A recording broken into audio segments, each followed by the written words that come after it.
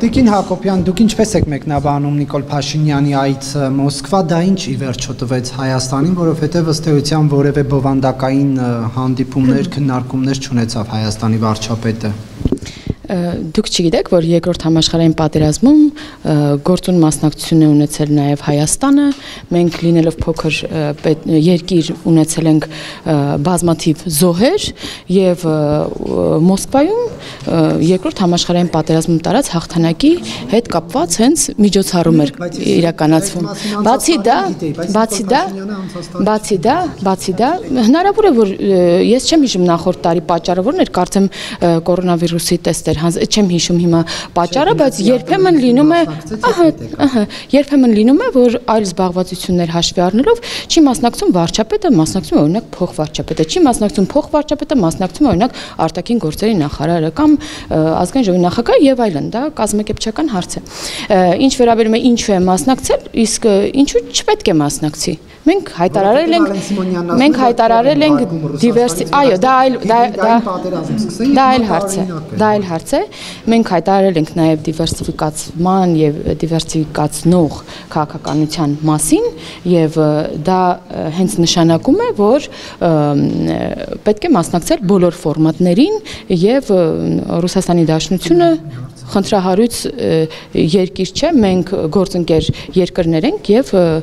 փոխհարաբերվում ենք երկուստեք շահերը հաշվի առնելով։ Ինչու հանդիպումներ չեղավ, որովհետեւ Նիկոլ Փաշինյանն ինքն էլ ազգային ժողովի անդամներից ասում էր, որ սա հնարավորություն է քննարկումների, երկկողմ հարաբերությունների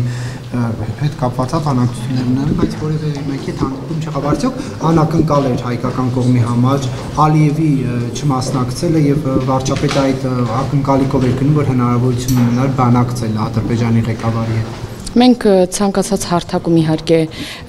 ուրախ ենք բանակցելու համար, սակայն դա կախված չէ մեր որոշումներից, հա, մենք մեր որոշումները այլ ուրեմն նպատակով ենք կայացնում, ինչ վերաբերում է ինչու հանդիպումներ չունեցավ, ես խորհուրդ կտամ հենց վարչապետին այդ հարցը ուղղել, ես դեռևս խմբակցությունը հանդիպելու հնարավորություն չի ունեցել եւ մենք այդ հարցը չենք ուղղել, որ գոնե հղում անելով պատասխանեի, ես ազգային ժողովի պատգամավոր եմ։ Ինչու՞։ Չէ, ես չեմ հասկանում ինչի եք դուք տենց ինչ որ մի երկրի հետ ինչ որ մի հարաբերությունները անպայման հակակշռում մյուս երկրի շահերի հետ։ Հակոբյան, իսկ ինչու մենք զորախումբ գնալու համար Հայաստանի ղեկավարը ասում էին Զելենսկին էր սպառնում։ Այսինքն այդ սպառնալիքների ելնելով ենք մենք ասում կարող Հայաստանը խնդիրներ ունենալ։ Տեսեք, Զելենսկին ինչ որ հայտարարություն արել, որը վերաբերում է ամբողջ աշխարհին եւ Հայաստանին չի վերաբերում, եւ այդ հայտարարությունը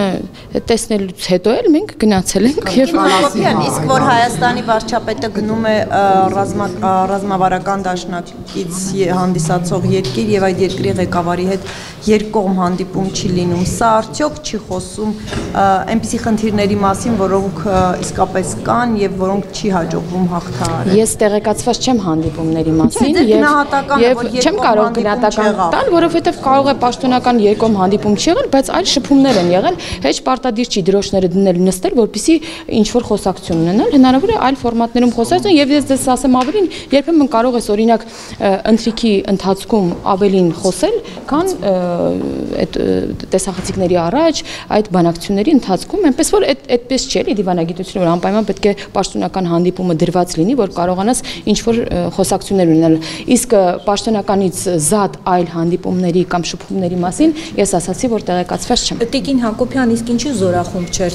ուղարկել Հայաստանը, որովհետև քաղաքացիական պայմանագիր խմբակցության պատգամավորները հայտարարում էին, որ դա նաև մեր հաղթանակն էր եւ Հայաստանը ծառայքշիր ներկայություն է ունեցել պատերազմում։ Ես խորհուրդ եմ տալիս